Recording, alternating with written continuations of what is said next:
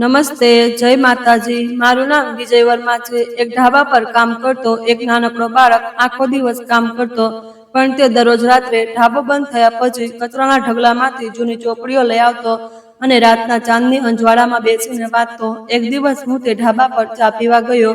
હું આ શહેરનો સૌથી મોટો વેપારી હતો। હું ખૂબ પરેશાન હતો કારણ કે મારા એક પ્રોજેક્ટમાં નુકસાન થયું હતું। તે નાનકડો બાળક મારી પાસે ચા લઈને આવ્યો અને તેણે પૂછ્યું કે સાહેબ, તમે કેમ પરેશાન છો? મેં તેને એમ જ વાતચીત કરતા જણાવ્યું કે મારા એક પ્રોજેક્ટમાં નુકસાન થયું છે। તો તેણે મને કહ્યું કે મારી પાસે તમારી પરેશાનીનો હલ છે। તેણે મને પ્રોજેક્ટ વિશે એવી સલાહ આપી જે સાંભળીને હું આશ્ચર્યચકિત થઈ ગયો। હું શાંતિથી મારા આલીશાન ઘરના લાઉન્જમાં બેઠો હતો। મારું માથું દુખાવાથી ફાટતું હતું, હાથ થોડા ધ્રુજી રહ્યા હતા। આજે મારા તે પ્રોજેક્ટમાં જે નુકસાન થયું હતું તે હું સહન કરી શકતો ન હતો। ધીમે ધીમે મારા છાતીમાં દુખાવો થવા લાગ્યો હતો। હજી હું મારા વિચારોમાં ડૂબેલો હતો। મારે 2 દીકરા હતા, મોટાનું નામ રાહુલ અને નાનાનું નામ રાઘવ। ત્યાં જ લોન્જમાં મારો મોટો દીકરો આવ્યો। આ પહેલા કે હું તેને કંઈ કહું, તેના હાથમાં જે ફાઇલ હતી તે તેણે જોરથી ટેબલ પર પટકી અને મારી સામે જોતા બોલ્યો, ક્યાં આજે મને જણાવી દો તમે, અને ક્યાં સુધી આવું કરતા રહેશો અને કેટલું નુકસાન કરશો? આ પહેલા પણ તમારા જ કારણે એક મોટી ડીલ અમારા હાથમાંથી નીકળી ગઈ હતી અને હવે ફરી આ નુકસાન સહન કરી શકાય તેમ નથી। તેની વાત સાંભળીને મને મારા છાતીમાં ગુગળામણ થવા લાગી। કંઈ બોલ્યા વિના હું મારી જગ્યાએથી ઊભો થયો। મને આમ ચૂપચાપ ઊભો રહેલો જોઈને તે બોલ્યો, તમે આ વખતે અમારાથી નજર ચોરી શકતા નથી। તમારે જણાવવું પડશે કે આ બધું ડ્રામા શું છે। જ્યારે મેં તમને કહ્યું હતું કે ક્લાયન્ટ સાથે હું પોતે જ ડીલ કરીશ તો તમે આગળ કેમ આવ્યા? તમે આ પ્રોજેક્ટને તે લોકોને સારી રીતે સમજાવી પણ ન શક્યા અને ન તો તમે મીટિંગને સારી રીતે હેન્ડલ કરી। મીટિંગમાં ક્લાયન્ટને ઇમ્પ્રેસ કરવાનો હોય છે, તમે તો બધું બરબાદ કરી નાખ્યું। આખી માર્કેટમાં કોઈ અમારી સાથે ડીલ કરવા માંગતું નથી, માત્ર અને માત્ર તમારા જ કારણે। હવે તમારી પાસે આ વાતોનો કોઈ જવાબ નથી। હું આશ્ચર્યચકિત થઈને મારા દીકરાના ચહેરા સામે જોઈ રહ્યો હતો। આ બિઝનેસ મારો હતો। આ બિઝનેસ મેં શરૂ કર્યો હતો અને આજે આ બિઝનેસને અહીં સુધી લાવનાર પણ હું જ હતો। મારા દીકરાને તો હજી થોડો જ સમય થયો હતો આ બિઝનેસને જોઈન કર્યાનો। તે મને આમ કેવી રીતે બોલી શકે? હું કંઈ કહું તે પહેલાં જ તેણે પોતાનો અવાજ ઊંચો કરીને કહ્યું, હવે તમે ઓફિસના કોઈ પણ કામમાં દખલગીરી નહીં કરશો। આ બધું ફરીથી કેવી રીતે ઠીક કરવું એ હું પોતે જોઈ લઈશ। હું બધું મારી રીતે હેન્ડલ કરી લઈશ। આ કહીને તે રૂમમાંથી જતો રહ્યો હતો। જ્યારે હું ત્યાં થોડીવાર ઊભો રહ્યો હતો, હું વિચારી રહ્યો હતો કે તે મારી સામે કઈ રીતે વાત કરી રહ્યો છે। આ મારી ઓફિસ છે, મારો બિઝનેસ છે અને તે મને ના પાડી રહ્યો છે કે હવે તમે કંઈ નહીં કરો। હું ખૂબ પરેશાન હતો। હું બહાર આવ્યો અને મારી ગાડી બહાર જ ઊભી હતી। હું અંદરથી એટલો પરેશાન હતો કે મારું કોઈની સાથે પણ વાત કરવાનું મન થતું નહોતું। હું ગાડીમાં બેઠો, મેં ગાડી સ્ટાર્ટ કરી અને હું ક્યાં જઈ રહ્યો હતો તે મને ખુદને પણ ખબર નહોતી। અને પછી મને એવું લાગી રહ્યું હતું કે મારી તબિયત ઠીક નથી અને મારે આ રીતે એકલા ન જવું જોઈએ। પરંતુ જે પ્રકારની વાતો મને સંભળાવવામાં આવી હતી તે યાદ કરીને મારું દિલ ખૂબ ભારે થઈ રહ્યું હતું। હું જાણતો હતો કે મારો દીકરો ગુસ્સો જરૂર કરશે, પણ મને આ વાતનો પણ વિશ્વાસ હતો કે તે આ સમયે મને સમજશે, મારી વાતને સમજશે, પણ તેણે મને નહોતો સમજ્યો। હું ગાડી લઈને ઘણો દૂર આવી ગયો હતો અને મને રસ્તાની પણ ઓળખાણ નહોતી થઈ રહી અને હવે રાત ઘણી થઈ ગઈ હતી। તો એટલે મેં મારી ગાડીને એક ઢાબા પાસે ઊભી રાખી દીધી હતી અને થોડીવાર હું મારી ગાડીમાં જ બેસીને ઊંડા શ્વાસ લઈ રહ્યો હતો। પછી થોડીવાર પછી હું ગાડીમાંથી બહાર નીકળી આવ્યો હતો। ચારે બાજુ અંધારું હતું અને ચાંદની ફેલાયેલી હતી। હું ચૂપચાપ જઈને તે ઢાબાની બહાર મૂકેલી ખુરશી પર બેસી ગયો હતો। એકવાર ફરી હું એ જ બધું વિચારીને પરેશાન થવા લાગ્યો કે અચાનક મારા બિઝનેસમાં આટલું મોટું નુકસાન કેવી રીતે થઈ રહ્યું છે। હજી હું મારા વિચારોમાં ડૂબેલો હતો કે એક નાનકડો બાળક મારી પાસે આવ્યો અને પોતાનું મેનુ કાર્ડ મારી તરફ લંબાવતા બોલ્યો, જી સાહેબ, તમને શું જોઈએ છે? મેં તેની તરફ જોયું। મારી સામે એક નબળો નાનકડો બાળક ઊભો હતો। હાથમાં એક ચોપડી હતી, બીજા હાથમાં એક રૂમાલ હતો અને તેણે એક ફાટેલું ગંજી પહેર્યું હતું।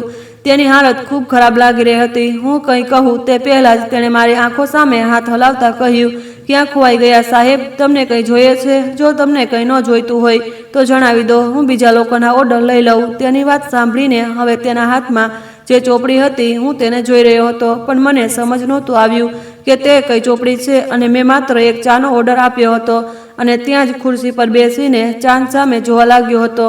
જ્યારથી મારી પત્ની આ દુનિયામાંથી ગઈ હતી ત્યારથી મને ખૂબ એકલતા અનુભવાતી હતી અને આ નુકસાન મારું પહેલી વાર નહોતું થયું। આ પહેલાં પણ 1-2 વાર મારા બિઝનેસમાં નુકસાન થઈ ચૂક્યું હતું, પણ આ વખતે હું એટલો પરેશાન હતો કે આ પહેલા હું ક્યારેય આટલો પરેશાન નહોતો થયો જે બિઝનેસને ઊભો કરવા માટે મેં રાત દિવસ મહેનત કરી હતી. જો આજે મારાથી ભૂલ થઈ ગઈ છે તો મારો દીકરો મને આટલી વાતો કેવી રીતે સંભળાવી શકે? મને આ વાત અંદરથી ખાઈ રહી હતી. થોડી વાર પછી તે જ નાનકડો બાળક મારી પાસે ચા લઈને આવ્યો અને મને જોઈને બોલ્યો, જો આપણે પરેશાન હોઈએ અને તે વસ્તુ વિશે વારંવાર વિચારતા રહીએ છીએ તો તે આપણને વધુ લાચાર અને નિસહાય અનુભવીએ છીએ. એટલે સારું એ જ રહેશે કે જે ભૂલ આપણાથી થઈ ગઈ છે તેને ભૂલી જઈએ અને તે ભૂલમાંથી શીખીએ, કારણ કે જે કંઈ થઈ ચૂક્યું છે તેને આપણે બદલી તો નથી શકતા. અને હા, હવે જે થવાનું છે તેને સારી રીતે કરી શકીએ છીએ અને તમે પોતે સમજદાર છો. કદાચ તે મારા ચહેરા પરની પરેશાની જોઈને સમજી ગયો હતો કે હું પરેશાન છું. આ બાળકની ઉંમર 10 વર્ષ હશે, પણ તેની વાત સાંભળીને હું ઊભો થવા મજબૂર થઈ ગયો અને તે એટલું કહીને જવા લાગ્યો. મેં તેને અવાજ દીધો, ઊભો રહે. તે મારી તરફ પાછો ફર્યો. મેં તેને કહ્યું કે તું મારી સાથે થોડી વાર વાત કરી શકે છે? તો તેણે માથું નકારમાં હલાવતા કહ્યું કે ના, હજી મને ઘણું કામ છે અને જો હું તમારી સાથે વાતો કરવા બેસી જઈશ તો મારું કામ પૂરું નહીં થાય. જલ્દી બધું કામ કરીને મારે જલ્દી રજા લેવી છે અને પછી ભણવાનું પણ છે. આ કહીને તે બીજા માણસ પાસે જતો રહ્યો અને હું આશ્ચર્યથી તેની તરફ જોઈ રહ્યો હતો. તે ખૂબ જ સારી રીતે દરેક કામ કરી રહ્યો હતો. ખબર નહોતી કેમ, પણ તે બાળક મને થોડો અલગ લાગી રહ્યો હતો. તે બાળક મને પોતાની તરફ આકર્ષિત કરી રહ્યો હતો. પછી મેં ઈશારાથી ઢાબાના માલિકને બોલાવ્યો અને તેને થોડા પૈસા આપીને કહ્યું કે શું તું આ બાળકને કહી શકે છે કે તે થોડી વાર મારી પાસે બેસે? મારે તેની સાથે વાતો કરવી છે. તેણે પૈસા લીધા અને બોલ્યો, હા સાહેબ, હમણાં મોકલું છું. આમ તો આ છોકરાને બધા ખૂબ પસંદ કરે છે અને તે જે પણ તેની સાથે વાતો કરે તેનું દિલ કરે છે કે તેની સાથે વાતો જ કરતો રહે. આટલી નાની ઉંમરમાં પણ આટલો સુલઝેલો અને આટલો સમજદાર અને મહેનતી બાળક છે. તેને ભણવાનો પણ ખૂબ શોખ છે. ખબર છે સાહેબજી, અમારા ઢાબાની પાછળ કચરાનો ઢગલો પડ્યો રહે છે. તેની પાસે જ એક રદ્દીની દુકાન પણ છે.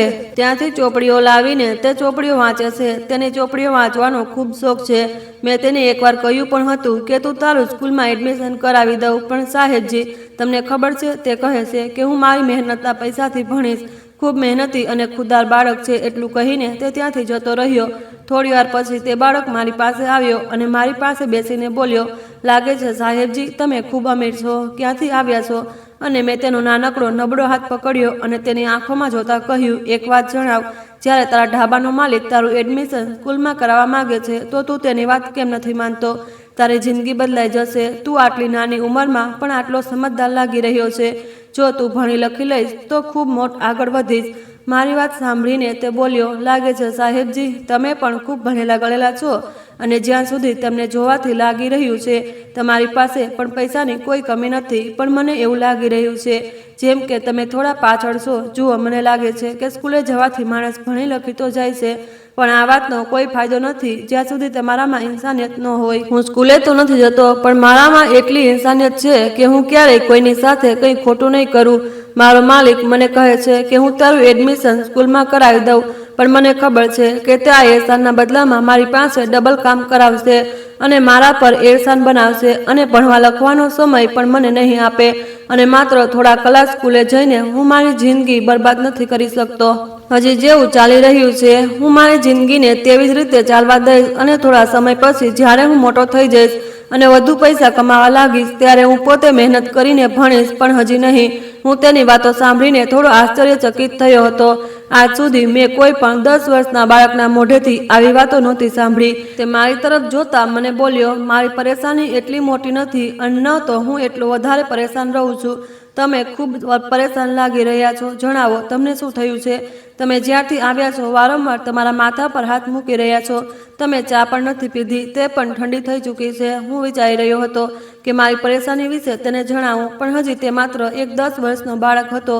તે મારી વાતો ક્યાંથી સમજી શકવાનો હતો? મેં તેને કહ્યું, મારી વાતો તું નહીં સમજી શકે. તો તેણે કહ્યું, હું તમે જણાવો તો ખરા. મને ખબર છે કે તમે એક બિઝનેસમેન છો અને તમારી વાતો બિઝનેસ વિશે જ હશે. તમે મને તમારી વાત જણાવો. કોઈ હોઈ શકે છે કે હું તમને તમારી પરેશાનીનો હલ જણાવી દઉં. તેની વાતો સાંભળીને હું થોડી વાર ચૂપ રહ્યો હતો અને પછી હું તેને જોતા બોલ્યો, મારું દિલ કહી રહ્યું છે કે હું મરી જાઉં. મારું પોતાને ખતમ કરી દેવાનું દિલ કરી રહ્યું છે. તને ખબર છે, મેં દિવસ રાત મહેનત કરીને મારો ખૂબ મોટો બિઝનેસ ઊભો કર્યો. મેં મારા દિવસ રાત લગાવી દીધા માત્ર આશામાં કે એક સમય આવશે જ્યારે મારા દીકરાઓ મારા પર ગર્વ કરશે. તેમના માટે હું દુનિયામાં કંઈક કરી જઈશ અને આજે મારા તે જ દીકરાઓ મારી સામે ઊભા રહીને મને 4 વાતો સંભળાવી દેશે કે મારાથી મીટિંગ હેન્ડલ નથી થતી, હું પ્રોજેક્ટને સારી રીતે ક્લાયન્ટને નથી સમજાવી શકતો. જણાવ, આમાં મારી શું ભૂલ છે? મેં એક ખૂબ મોટો શોપિંગ મોલ બનાવ્યો છે, ખૂબ મોટો અને આલીશાન, અને તેમાં મેં મારા કરોડો રૂપિયા લગાવ્યા છે, પણ અફસોસ એ વાતનો છે કે તે જગ્યા શહેરથી થોડી દૂર છે, ત્યાં લોકો નથી આવી રહ્યા. પણ પછી અમે વિચાર્યું હતું કે અમે તે શોપિંગ મોલને કોઈ બીજાને વેચી દઈશું. અને આજે જ્યારે મીટિંગ થઈ, પોતાના પ્રોજેક્ટ વિશે ક્લાયન્ટને જણાવ્યું તો તે લોકોએ ચોખ્ખી ના પાડી દીધી કે અમે આ પ્રકારના પ્રોજેક્ટ પર પૈસા નથી લગાવી શકતા, કારણ કે નુકસાન થશે. હજી સુધી તમારા તરફથી કોઈએ એક દુકાન પણ નથી ખરીદી, તો અમારા તરફથી કોઈ કેવી રીતે ખરીદશે? મારો દીકરો મીટિંગમાં પહોંચતા થોડો મોડો થઈ ગયો, એટલે આખી મીટિંગ મેં એકલા હેન્ડલ કરી. પણ તેનું કંઈક ઉલટું જ થયું. જ્યારે પ્રોજેક્ટ શરૂ થઈ રહ્યો હતો, મેં મારા દીકરાને કહ્યું હતું, તેમને સમજાવ્યું હતું કે અહીં જમીન ખરીદીને શોપિંગ મોલ ન બનવો જોઈએ.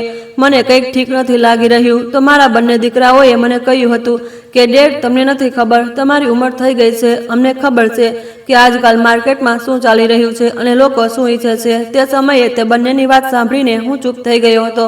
તેમણે ત્યાં ખૂબ પૈસા લગાવ્યા, સારામાં સારું મટીરિયલ અને બધું કર્યું, પણ તેના બદલામાં મને શું મળ્યું? એક મીટિંગ ખરાબ થવાના કારણે મારા દીકરાએ મને આટલી વાતો સંભળાવી દીધી. મારું દિલ કહી રહ્યું છે કે હું મરી જાઉં. મારા મગજમાં ખૂબ અજીબ અજીબ વિચારો આવી રહ્યા છે. મને લાગ્યું હતું કે મારી આ વાતો સાંભળીને આ બાળક ઉઠીને જતો રહેશે અને મારી વાતો તેની સમજમાં નહીં આવે. પણ તે ત્યાં જ બેસીને મારી વાતોને એટલા ધ્યાનથી સાંભળી રહ્યો હતો જાણે તેની પાસે ખરેખર મારી પરેશાનીનો હલ હોય.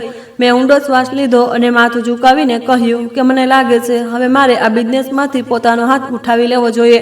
હું તે બંને વચ્ચે મારી અડધી જમીન વેચી દઉં છું. તે બંને જે દિલ કરશે તે કરતા રહેશે અને જમીનનું વિભાજન કરીને હું પોતે એકલો રહીશ. મેં મારી પત્નીના મૃત્યુ પછી ઘણીવાર વિચાર્યું કે બીજા લગ્ન કરી લઉં, પણ મેં માત્ર મારા બાળકો માટે બીજા લગ્ન ન કર્યા, કારણ કે જો હું લગ્ન કરી લેત અને મારી બીજી પત્નીથી બાળકો થાત તો કાલે સગા સાવકાનો ઝઘડો થાત અને હું મારા બાળકોને પરેશાન કરવા નહોતો માંગતો. મેં તેમના માટે મારી જિંદગીના આટલા વર્ષો બરબાદ કરી દીધા. આજે મને તેમના સાથની જરૂર છે. તે લોકો મારાથી પોતાનો પીછો છોડાવવા માંગે છે, મારાથી દૂર ભાગી રહ્યા છે અને બિઝનેસમાં નુકસાન થવાનો બધો દોષ મારા પર લગાવી રહ્યા છે. તે મારી તરફ ધ્યાનથી જોતા બોલ્યો, મને લાગે છે કે તમે હજી પણ ખૂબ અમીર છો. તમારી પાસે આટલી મોટી ગાડી છે, ખૂબ પૈસા છે, તમને જોવાથી જ લાગી રહ્યું છે હજી પણ બધું ખતમ નથી થયું. મેં માથું હામાં હલાવ્યું અને પછી બોલ્યો કે તમે મને જણાવો, તમારી ઉંમર કેટલી છે? મેં ધીમેથી કહ્યું 65 વર્ષ. પણ મેં તેને કહ્યું કે તું મને આ કેમ પૂછી રહ્યો છે? તેણે કહ્યું, તમારા જેવો આટલો મોટો વેપારી, આટલો પૈસાવાળો, આટલી નાની વાત પર પરેશાન થઈ રહ્યો છે. તેની વાત સાંભળીને હું બોલ્યો, તું મને કહેવા શું માગે છે? હું કંઈ પણ સમજી નથી શકતો, પણ તારી સાથે વાતો કરીને મને ખૂબ સારું લાગી રહ્યું છે. તું હજી ખૂબ નાનો છે, પણ તું વાતો એવી કરી રહ્યો છે જાણે તું ખૂબ મોટો થઈ ગયો હોય. એક જ વાત કહી સાહેબ, આજકાલના સમયમાં એક 65 વર્ષનો માણસ દુનિયા નથી સમજી શકતો, પણ એક 10 વર્ષનો બાળક સમજી જાય છે. હું કોઈ મોટી વાત નથી કરી રહ્યો, પણ હું એ કહી રહ્યો છું કે જ્યારે માણસ પર પરેશાની આવે છે તો બધું સમજી જાય છે. જો તમે એક ચાવાળા હોત, જો તમારાથી ત્યાં કોઈ ચા ખરીદવા ન આવત તો તમે શું કરત? મેં તેને કહ્યું, સીધી વાત છે, ચા વેચવાનું બંધ કરી દેત અને તે દુકાન વેચી દેત. મેં તેને કહ્યું, મેં તને આ નહોતું પૂછ્યું. તો તેણે કહ્યું કે જી, તમે ઠીક કહી રહ્યા છો, તમે મને આ નહોતું પૂછ્યું અને તમે ચા વેચવાનું બંધ કરી દેત અને દુકાન પણ વેચી દેત. મેં ચોપડીમાં વાંચ્યું હતું, તેના પર લખ્યું હતું કે ક્યારેક વસ્તુઓને લોકો માટે બનાવવામાં આવે છે, ઝુકાવવા માટે નહીં. તેની અજીબ વાતો સાંભળીને મારા માથા પર કરચલીઓ પડી ગઈ હતી. તમે તે જગ્યાને વેચવા કેમ માગો છો? તમે તે જગ્યાને ન વેચો, પણ ત્યાં બાળકોના રમવા માટે એક પાર્ક બનાવી દો. બાળકો પાર્ક જોઈને ત્યાં જવાની જીદ કરશે અને લોકો પોતાના બાળકોને લઈને ત્યાં આવ્યા કરશે અને પછી ત્યાં તમે તમારી શોપ પણ ઓપન કરી શકો છો અને પછી આ જ રીતે તમારું કામ પણ આગળ વધશે અને આ દુકાનો જે તમે વેચવા માંગો છો તે પણ વેચાતી જશે. આનાથી સારી સલાહ કોઈ બીજું નહીં આપી શકે. હું તેના ચહેરા સામે આશ્ચર્યથી જોતા બોલ્યો, આ વાત તો મારા મગજમાં જ ન આવી. તું સાચું જણાવ, તારી શું ઉંમર છે? તેણે કહ્યું કે હું 10 વર્ષનો છું. આ ઢાબા પર કામ કરતાં કરતાં મને 2 વર્ષ થઈ ગયા અને ચોપડીઓ વાંચતા 3 વર્ષ. મેં ઘણી ચોપડીઓ વાંચી છે અને અખબાર પણ વાંચું છું, એટલે થોડી ઘણી સમજ આવી ગઈ છે સાહેબ. હવે હું શું જઈ શકું? મને ખબર છે કે તમે મારા માલિકને પૈસા આપી દીધા છે, પણ તમે મને જવા દેશો તો હું ઉપરવાળા પાસે તમારા માટે દુઆ કરીશ કે તમારી બધી પરેશાનીઓ દૂર થઈ જાય અને તમારા દીકરાઓ પણ તમને સમજે. મેં તેને કહ્યું કે તારું નામ શું છે? તેણે કહ્યું છોટું. મેં તેને કહ્યું મને તારું સાચું નામ જણાવ, જે નામથી તારી ઓળખ હોય. તે બોલ્યો મારી ઓળખ છોટું નામથી જ છે, પણ મારી માએ મારું નામ ખૂબ પ્રેમથી આર્યન રાખ્યું હતું. જો તમે મને જવાની પરવાનગી આપી દો તો હું જતો રહું. કદાચ તે ભણવા માંગતો હતો એટલે મને વારંવાર જવા માટે કહી રહ્યો હતો, પણ મારું દિલ કરી રહ્યું હતું કે હું તેને કહું કે તું અહીં જ બેસી જા અને બસ મારી સાથે વાતો કરતો રહે. પણ તેની આ બેચેની જોઈને મેં તેને જવા માટે કહી દીધું અને હવે હું મારી પરેશાની ભૂલી ગયો હતો અને મારા અંદરનો વેપારી જાગી ચૂક્યો હતો. મને સમજ આવી ગયું હતું કે મારે શું કરવાનું છે. હું થોડી વાર ત્યાં બેઠો રહ્યો અને પછી મારી ગાડી તરફ આગળ વધ્યો. મેં ગાડી સ્ટાર્ટ કરી અને ઘરે આવી ગયો. ઘરે આવીને હું સીધો મારા રૂમમાં જતો રહ્યો અને મારા રૂમને અંદરથી લોક કરીને બેડ પર સૂઈ ગયો. આ સમયે હું કોઈની સાથે વાત કરવા નહોતો માંગતો અને આ સમયે મારે તે છોકરાની કહેલી વાત પર વિચાર કરવાનો હતો. તે આખી રાત આ બધું વિચારવામાં પસાર થઈ ગઈ હતી. સવાર થઈ ગઈ અને ચારે બાજુ સૂરજની રોશની ફેલાયેલી હતી. હું ઊભો થયો. ફ્રેશ થઈને પછી હું ઓફિસ જવા માટે તૈયાર થવા લાગ્યો. ડાઇનિંગ ટેબલ પર મારા બંને દીકરાઓ બેઠા હતા. હું તે બંનેને ઇગ્નોર કરવા માંગતો હતો અને તેમાંનાથી કંઈ પણ કહ્યા વિના ઓફિસ માટે નીકળવા લાગ્યો. ત્યાં જ મારા નાના દીકરાએ મને કહ્યું, ડેડ ઊભા રહો, અમારે તમારી સાથે કંઈક વાત કરવી છે. હું ઊભો રહ્યો અને મેં પાછળ ફરીને જોયું અને હું ચૂપ હતો. તેણે મને કહ્યું કે ઓફિસમાં 3 બોસ ન હોઈ શકે. તમારે જમીનને 2 હિસ્સામાં વહેંચી દેવી જોઈએ. અમે બંને વિચારી રહ્યા છીએ કે ઓફિસને 2 હિસ્સામાં વહેંચી દઈએ અને તમે રિટાયરમેન્ટ લઈને ઘરે બેસી જાઓ. તમારે હવે પરેશાન થવાની જરૂર નથી.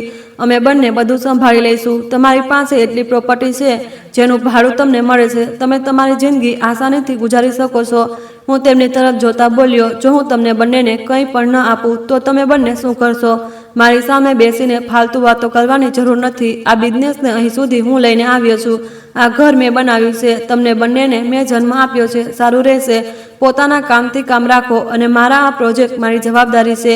તેને કેવી રીતે આગળ વધારવો તે હું પોતે જોઈ લઈશ. જો તમે લોકોએ નકામી રીતે આ પ્રોજેક્ટમાં પોતાની ટાંગ અડાડવાની કોશિશ કરી કે ઓફિસને વેચવાની વાત કરી તો તમને બંનેને જમીન અને કારોબાર દરેક વસ્તુથી અલગ કરી દઈશ અને આ ઘરમાંથી કાઢી મૂકીશ. બસ બહુ થઈ ગયું. હવે તમે બંનેએ મારો પ્રેમ જોઈ લીધો અને મેં તમારો. હવે વધુ કંઈ બોલવાની જરૂર નથી. મોટો દીકરો પોતાની જગ્યાએથી ઊભો થયો અને બોલ્યો, ડેડ, આ તમે કેવી વાતો કરી રહ્યા છો અને તમે અમને આટલી આસાનીથી જમીનમાંથી કેવી રીતે કાઢી શકો છો? અમે બંને તમારા દીકરા છીએ. અમારા બંને સિવાય તમારી પાસે છે કોણ? મેં તેની તરફ જોતા કહ્યું, મને તમારા બંનેની જરૂર નથી. જે દિવસે તમારી માં આ દુનિયામાંથી જતી રહી હતી, સારું થાત કે હું તમારાથી પણ મારા બધા સંબંધો ખતમ કરી દેત, એકલો થઈ જાત અને બીજા લગ્ન કરી લેત અને મારી જિંદગીને ફરીથી શરૂ કરત. મેં નકામી રીતે મારી જિંદગીને તમારા બંને માટે બરબાદ કરી. મને તમારા બંનેના સાથની જરૂર છે અને તમે બંને વિભાજનની વાતો કરી રહ્યા છો. આના કરતાં તો સારું એ જ રહેશે કે તમે બંને પોતાનું મોઢું બંધ કરીને બેસી જાઓ. ક્યાંક એવું ન થાય કે હું તમને બંનેનું ઓફિસ આવવાનું પણ બંધ કરી દઉં અને તમે બંને 500 રૂપિયા માટે ક્યાંક નોકરી કરી રહ્યા હો. આ બિઝનેસ મેં તમારા હાથોમાં એટલા માટે નથી આપ્યો કે તમે તેને બરબાદ કરો. જ્યારે મેં તમને બંનેને ના પાડી દીધી હતી કે ત્યાં જમીન ન ખરીદો, તે જગ્યા પર તે શોપિંગ મોલ ન બનાવો, પણ તમે બંને ભાઈઓએ મારી કોઈ વાત ન સાંભળી. મેં તમને બંનેને જણાવ્યું હતું કે મારી પાસે કંઈ પણ એવું નથી જેનાથી માર્કેટિંગ થઈ શકે અને તમે બંનેએ તે સમયે મને કહ્યું હતું કે ડેડ, તમને કંઈ નથી ખબર કે આ સમયે માર્કેટમાં ચાલી શું રહ્યું છે.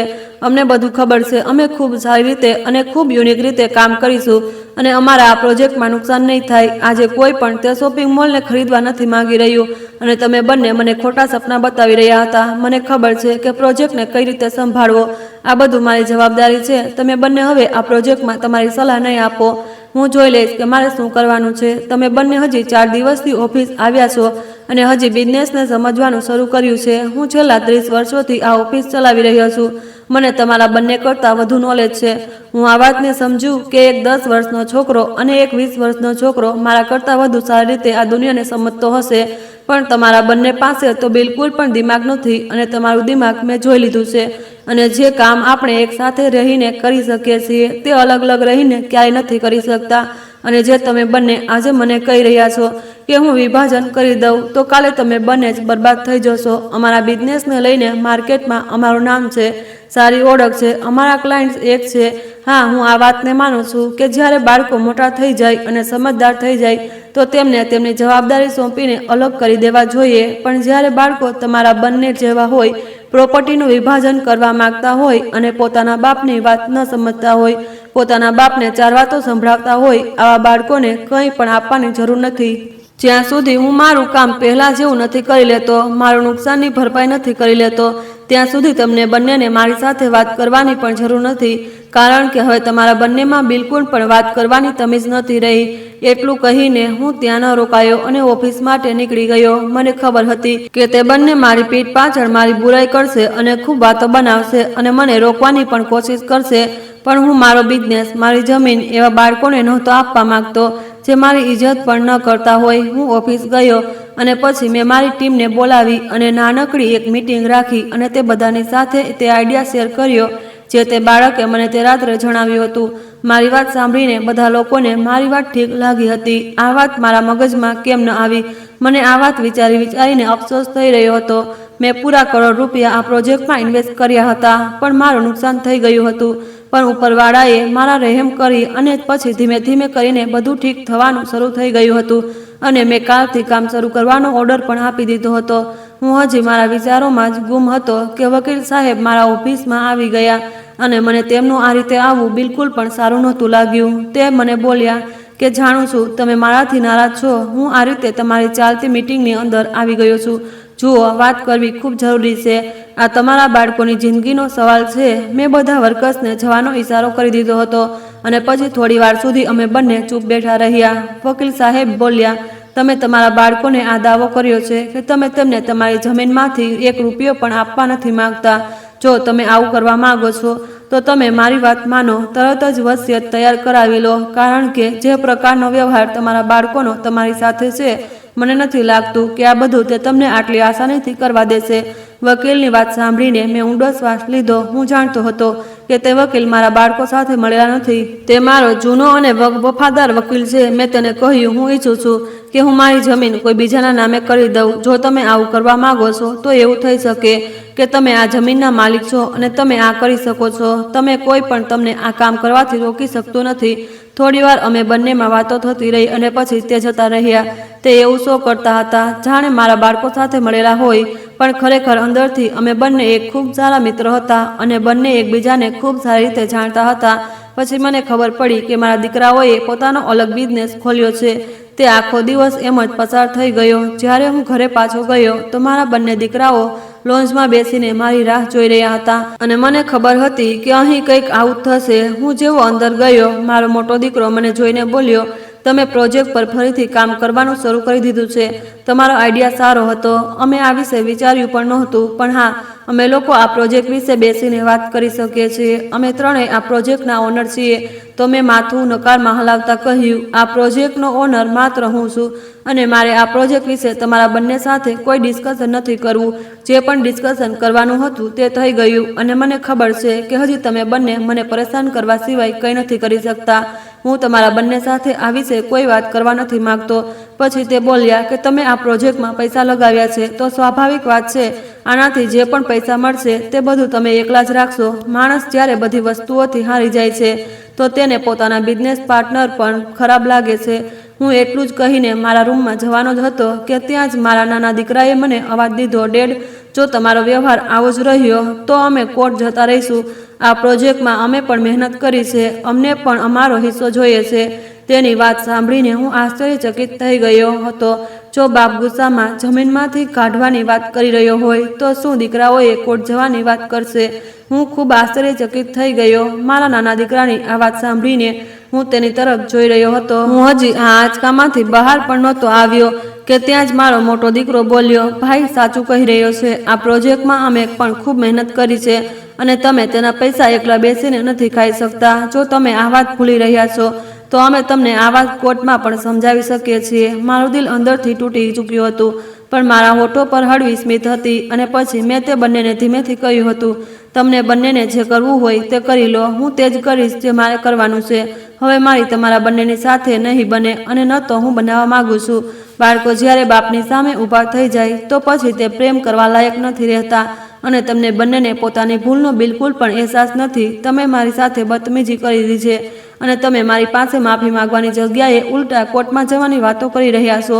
એટલું કહીને હું મારા રૂમ તરફ જતો રહ્યો હતો। આંખોમાં આંસુ હતા, મારા છાતીમાં દુખાવો થવા લાગ્યો હતો, મારું દિલ ગભરાઈ રહ્યું હતું અને મને શ્વાસ લેવામાં પરેશાની થઈ રહી હતી। હું મારા રૂમમાંથી ઊભો થયો, ઘરની બહાર જઈને મેં કાર સ્ટાર્ટ કરી અને સીધો આ જૂના ઢાબા તરફ ચાલી નીકળ્યો, જ્યાં કાલે મને તે બાળક મળ્યો। તે છોટું જે બધા માટે એક માસૂમ બાળક હતો, પણ કાલે તેને માત્ર એકવાર મળવાથી જ મને એટલું પોતાપણું અનુભવાયું હતું, જેમ કે તે મારો કોઈ પોતાનો જ હોય। એટલે હું તેને ફરીથી મળવા માટે ઢાબા પર જતો રહ્યો। હું જેવો ઢાબા પર ગયો ત્યાં મને આર્યન નહોતો દેખાઈ રહ્યો। તેને ત્યાં ન જોઈને મને બેચેની થવા લાગી હતી। મેં તે ઢાબાના માલિકને બાળક વિશે પૂછ્યું હતું તો તેણે મને જણાવ્યું કે સાહેબ, તે તો આ સમય સુધી પોતાના ઘરે જતો રહે છે અને આ સમયે તે મારી દુકાનની પાછળ જે કચરાનો ઢગલો પડ્યો રહે તેની બાજુમાં એક રદીની દુકાન છે, તે ત્યાંથી ચોપડીઓ લઈ રહ્યો હશે। જો તમે તે બાળકને મળવા માંગો છો તો ત્યાં ચાલી જાઓ। મેં તેને કંઈ ન કહ્યું અને હું તેના ઢાબાની પાછળના રસ્તા પર ચાલી નીકળ્યો। જેવો હું ત્યાં ગયો, મને કચરાનો ઢગલો મળ્યો જ્યાં તે રદીની દુકાન પણ હતી અને ત્યાં જ એક નાનકડો બાળક ફાટેલું ગંજી પહેરીને ચોપડીઓ શોધી રહ્યો હતો। તેને જોઈને મારી આંખોમાં આંસુ આવી ગયા। મેં જોરથી કહ્યું, આર્યન બેટા, અહીં આવ, હું તારા માટે ઘણી ચોપડીઓ લઈને આવ્યો છું। તે મારી તરફ ખૂબ આરામથી ફર્યો। જ્યારે તે એક 10 વર્ષનો બાળક આ પ્રકારનો અવાજ સાંભળીને ડરી જાય છે, તે ગભરાઈ જાય છે, પણ તે તો ન ડર્યો ન ગભરાયો અને ખૂબ જ શાંતિથી મારી તરફ જોવા લાગ્યો અને બોલ્યો, કેમ છો સાહેબ? તમને ખબર છે, હું સવારથી તમારી જ રાહ જોઈ રહ્યો હતો। તમારો તો પ્રોજેક્ટ, તમે મારી વાત માની? મેં તેના માથા પર પ્રેમથી હાથ મૂક્યો અને તેને કહ્યું કે હું તને બધું જણાવીશ। પહેલાં હું તને આજે એવી જગ્યા પર લઈને જઈશ જ્યાં તારી જરૂર છે અને તે જગ્યા તને ખૂબ પસંદ આવશે। તું ખૂબ સુંદર છે। તમે મને કઈ સુંદર જગ્યા પર લઈને જવા માંગો છો? ક્યાંય તમે મારું અપહરણ તો નથી કરી રહ્યા? તેના હોઠો પર હસી આવી ગઈ હતી। મેં મારું માથું નકારમાં હલાવ્યું અને કહ્યું, ના ના, હું કેમ તારું અપહરણ કરીશ? આટલા મોટા માણસનું તારું અપહરણ કરીને શું મળશે? જે રીતે તે વાત કરતો હતો મેં તે રીતે જવાબ આપ્યો તો તે જોર જોરથી હસવા લાગ્યો અને મારો હાથ પકડીને ચાલતા બોલ્યો, તો તમે મને ક્યાં લઈ જઈ રહ્યા છો? તમને ખબર છે, આજે સવારથી મને તમારી ખૂબ યાદ આવી રહી હતી। હું તમારા આવવાની રાહ જોઈ રહ્યો હતો અને જે પણ ગાડી આજે આવી હતી હું તેમને જોઈ રહ્યો હતો, પણ કોઈ પણ ગાડી તમારી ગાડી જેવી નહોતી। તમે મને આ જણાવો, તમે મારી વાત માની તો તેમને કેવું લાગી રહ્યું છે? મને ખૂબ સારું લાગી રહ્યું છે અને કેટલાક લોકોનું સત્ય મારી સામે આવી ગયું। આ બધું તારા જ કારણે થયું। તે મારી વાત સાંભળીને બોલ્યો, આવું તો નથી થતું। જ્યારે તમને દુનિયાનું સત્ય ખબર પડી ગયું હતું, તમે તમારા બધા સંબંધો બધાથી ખતમ કરી દીધા હતા, તો તમારે સાવધાન થઈને રહેવું જોઈતું હતું। નહીં તો આજના સમયમાં ન તો દીકરો બાપનો છે અને ન તો દીકરા માની છે। તે બાળક બધા બાળકોની ખૂબ અલગ હતો। તેની વાતોમાં સચ્ચાઈ હતી અને ગહેરાઈ હતી। હું તેને મારી ગાડી પાસે લઈને આવ્યો અને મેં તેને મારી ગાડીમાં બેસાડ્યો। મારી માં કહે છે કે કોઈ અજાણ્યા માણસની સાથે આ રીતે ન જવું જોઈએ, પણ મને એવું લાગે છે કે તમે મને પસંદ કરો છો। તમે મારી સાથે કંઈ પણ ખોટું નહીં કરો અને તેમ પણ હું ગરીબ છોકરો તમારા શું કામ આવી શકું છું? જ્યારે હું તેને જણાવવા માંગતો હતો કે તેના જ કારણે મારી આટલી મોટી પરેશાની દૂર થઈ ગઈ છે, હું તેને મારી સાથે લાઇબ્રેરી લઈને આવ્યો હતો। તે મારો હાથ પકડીને મને આશ્ચર્યથી જોઈ રહ્યો હતો। આમ તો લાઇબ્રેરી 5 વાગ્યે બંધ થઈ જાય છે, પણ મારા કહેવા પર લાઇબ્રેરી હજી સુધી ખુલ્લી હતી। તે મને આશ્ચર્યથી જોઈ રહ્યો હતો અને બોલ્યો, સાહેબ, આ ચોપડીઓની દુનિયા છે। શું આપણે કોઈ બીજી દુનિયામાં આવી ગયા છીએ? તેના ચહેરા પર એક અલગ જ ખુશી હતી। તે એટલો ખુશ હતો કે ક્યારેક કોઈ ચોપડી ઉઠાવીને જોતો તો ક્યારેક કોઈ બીજી। હું તેની આ ખુશી જોઈને એક તરફ જઈને બેસી ગયો। તેણે એક ચોપડી ઉઠાવી અને બોલ્યો, આ ચોપડીનું પહેલું પેજ મેં એકવાર વાંચ્યું હતું। આ ચોપડી મારા ઢાબાના માલિક પાસે હતી। આ ચોપડી તો ખૂબ જ સારી છે અને તેમાં ખૂબ સારી સારી વાતો લખેલી હોય છે। તે મને જણાવી રહ્યો હતો કે તેને આ ચોપડી વાંચવાનું ખૂબ સારું લાગે છે। જ્યારે તે ચોપડીઓ વાંચે છે તો તે બધું ભૂલી જાય અને તેમાં જ ખોવાઈ જાય છે। તેણે ચોપડી ખોલી અને વાંચવાનું શરૂ કરી દીધું। હું ચૂપચાપ બેઠો તેને જોઈ રહ્યો હતો। તે જેમ જેમ ચોપડી આગળ વાંચતો જતો હતો તેના ચહેરા પર સ્મિત આવતી જતી હતી। તેને ચોપડી વાંચતા 1.5 કલાક થઈ ગયો હતો। તે ચોપડી વાંચતા ખોવાઈ ગયો હતો। પછી કદાચ તેને એ અહેસાસ થયો કે ખૂબ મોડું થઈ ગયું છે, તેની માં ઘરે રાહ જોઈ રહી હશે। તેણે મારી તરફ જોયું અને બોલ્યો કે સાહેબ, શું હું અહીંથી કેટલીક ચોપડીઓ લઈ શકું? હું તમને વાંચીને ચોપડીઓ પાછી આપી દઈશ અને તેના બદલામાં તમે મારી પાસે કોઈ પણ કામ કરાવશો તો હું તે કરી દઈશ। મને ચોપડીઓ વાંચવાનું ખૂબ પસંદ છે। આ ચોપડીઓને વાંચીને તમે દુનિયાને ઓળખી શકો છો। મેં તેને કહ્યું, તને જે પણ ચોપડીઓ જોઈએ તું અહીંથી લઈ લે, બાકી હું જોઈ લઈશ। તેણે પોતાના માટે 5 ચોપડીઓ લીધી હતી અને ચોપડીઓ લઈને મારી પાસે આવ્યો અને બોલ્યો, ચાલો સાહેબ, મેં ચોપડીઓ લઈ લીધી છે. મેં લાઇબ્રેરીવાળાને પૈસા આપ્યા અને આર્યનને મારી કારમાં બેસાડીને તે જૂના ઢાબા તરફ ચાલી નીકળ્યો. તે મને જોતા બોલ્યો કે તમે મારી સાથે એક કપ ચા પીશો અને મારા ઘરે ચાલશો. મેં હસતા હસતા તેને કહ્યું કે હા જરૂર. આમ તો આ સમય મારા આરામ કરવાનો થતો હતો, પણ આ સમયે મને આરામ કરવા કરતાં આ બાળકની સાથે સમય પસાર કરવો સારો લાગી રહ્યો હતો અને હું ઈચ્છતો હતો કે હું આ બાળકની સાથે વધુમાં વધુ સમય પસાર કરી શકું. અમે ઢાબા પર આવી ગયા હતા અને તેના આગળનો રસ્તો તે મને જણાવી રહ્યો હતો અને અમે તેના ઘર તરફ ચાલી નીકળ્યા. પછી અમે એક ગલીની બહાર ઊભા રહી ગયા હતા કારણ કે ગાડી ગલીની અંદર નહોતી જઈ શકતી. પછી અમે બંને ગલીની અંદર ગયા. થોડી દૂર ચાલ્યા પછી તે બાળકનું ઘર આવી ગયું હતું. તેણે મને કહ્યું, સાહેબ, આ મારું ઘર ખૂબ નાનકડું છે. હું પહેલાં મારી માને જણાવી દઉં તમારા વિશે અને પછી તમે મારી સાથે અંદર ચાલજો. તે મને એટલું કહીને અંદર જતો રહ્યો અને પછી 5-10 મિનિટ પછી બહાર આવ્યો. હું આટલી વાર વિચારી રહ્યો હતો કે આટલો નાનકડો બાળક આટલી નાની ઉંમરમાં પણ કેટલો વધારે સમજદાર છે. તેને પોતાની માની ઇજ્જતનું કેટલું ધ્યાન છે. પછી તે બહાર આવ્યો અને મને બોલ્યો, સાહેબ, તમને અમારા ઘરની અંદર જવામાં કોઈ પરેશાની તો નહીં થાય ને? તે મને ખૂબ પ્રેમથી પૂછી રહ્યો હતો. માં ખૂબ ગુસ્સો કરી રહી છે. ખૂબ વધારે મોડું થઈ ગયું છે. માં જો ગુસ્સો કરે તો તમે ખોટું ન માનતા.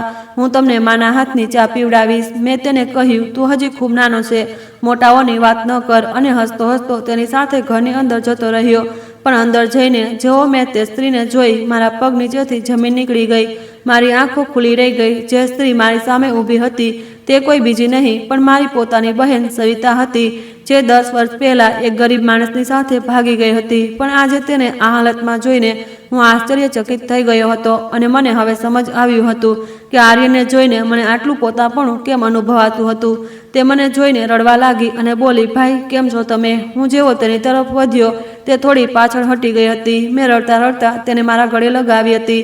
મને મારી પત્નીથી કરેલો વાયદો યાદ આવવા લાગ્યો. તેણે મને કહ્યું હતું કે તમારી બહેન જ્યારે પણ તમને મળે તમે તેને માફ કરી દેજો અને તેને તમારા છાતીએ લગાવી લેજો. થોડી વાર પછી તે મને બોલી, ભાભી કેમ છે?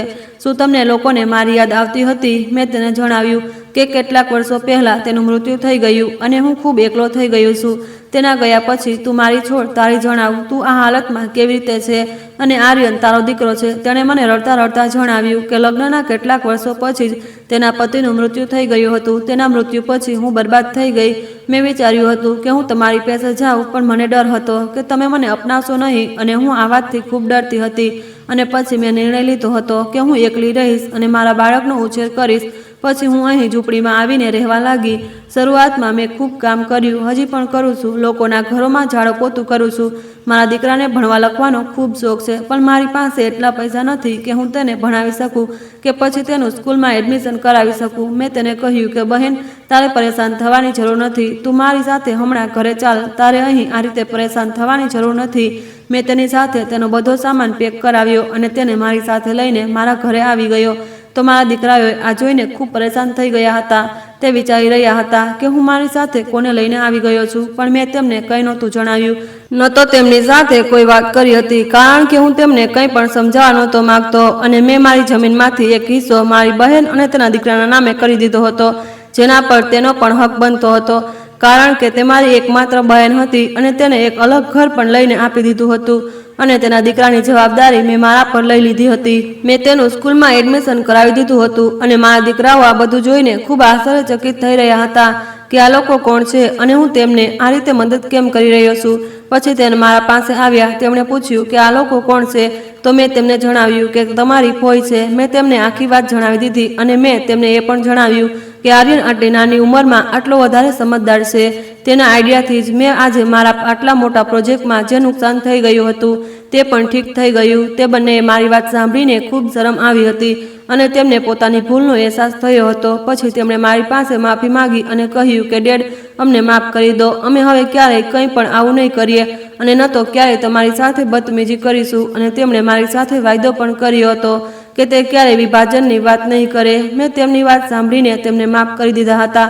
મને હવે શાંતિ મળી રહી હતી અને મને આ વાતની ખુશી હતી કે મેં મારી જમીનમાંથી 10% હિસ્સો મારી બહેન અને તેના દીકરાના નામે કરી દીધો, જેમને હવે ક્યારેય કોઈ પરેશાની નહીં હોય અને મારા આ દુનિયામાંથી ગયા પછી તેમને કોઈ વસ્તુની કોઈ કમી નહીં હોય અને તે ઠીકથી રહી શકશે. ભલે અમારા બાળકો અમારી સાથે બદતમીજી કરતા હોય અને જો અમે પણ તેમની સાથે આ પ્રકારનો વ્યવહાર કરીશું જેવો તે આપણી સાથે કરે છે તો ક્યારેય કંઈ ઠીક નહીં થાય. મારા બાળકોને પોતાની ભૂલનો અહેસાસ થઈ ગયો.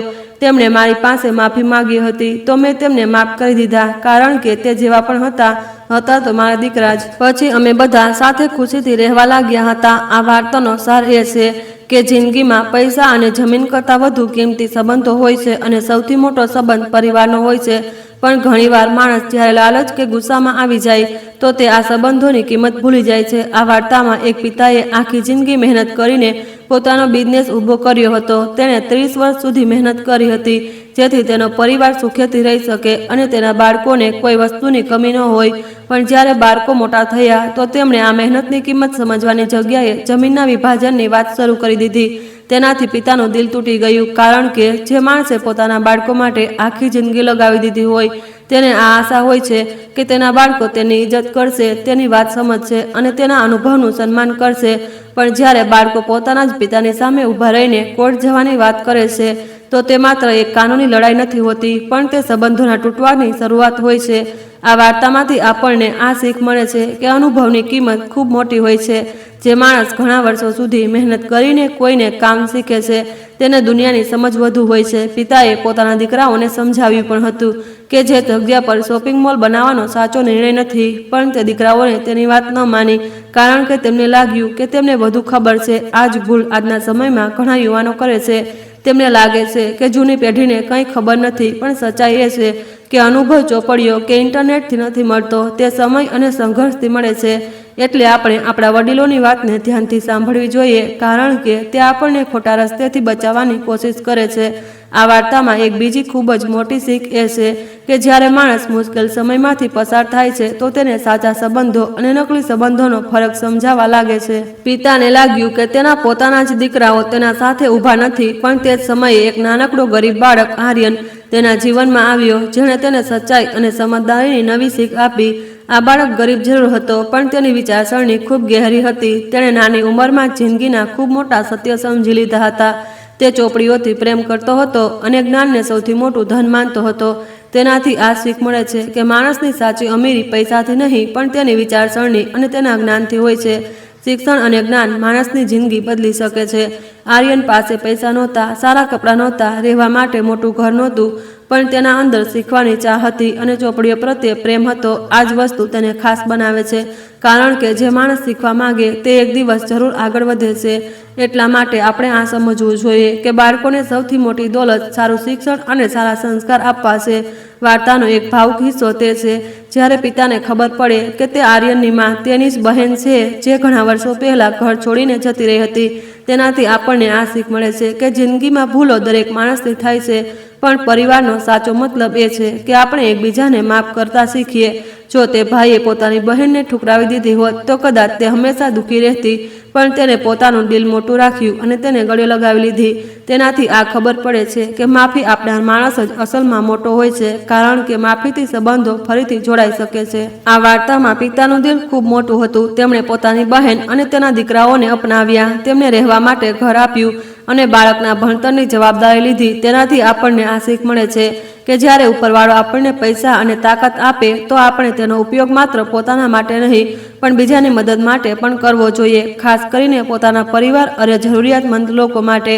આ વાર્તાનો એક બીજો મહત્વપૂર્ણ સંદેશ એ છે કે બાળકોએ હંમેશા પોતાના માતા પિતાની ઇજ્જત કરવી જોઈએ, કારણ કે માતા પિતા જ તે લોકો હોય છે જે કોઈ પણ સ્વાર્થ વિના પોતાના બાળકો માટે ઘણું બધું કરે છે. જ્યારે દીકરાઓએ જોયું કે તેમના પિતા ગરીબ બાળક અને પોતાની બહેનની મદદ કરી રહ્યા છે ત્યારે તેમને પોતાની ભૂલનો અહેસાસ થયો. તેમને સમજ આવ્યું કે તેમના પિતા માત્ર એક બિઝનેસમેન નહીં, પણ એક ખૂબ જ સારા માણસ છે. ત્યારે તેમણે પોતાના પિતા પાસે માફી માંગી અને વાયદો કર્યો કે તે ક્યારેય ફરીથી વિભાજનની વાત નહીં કરે.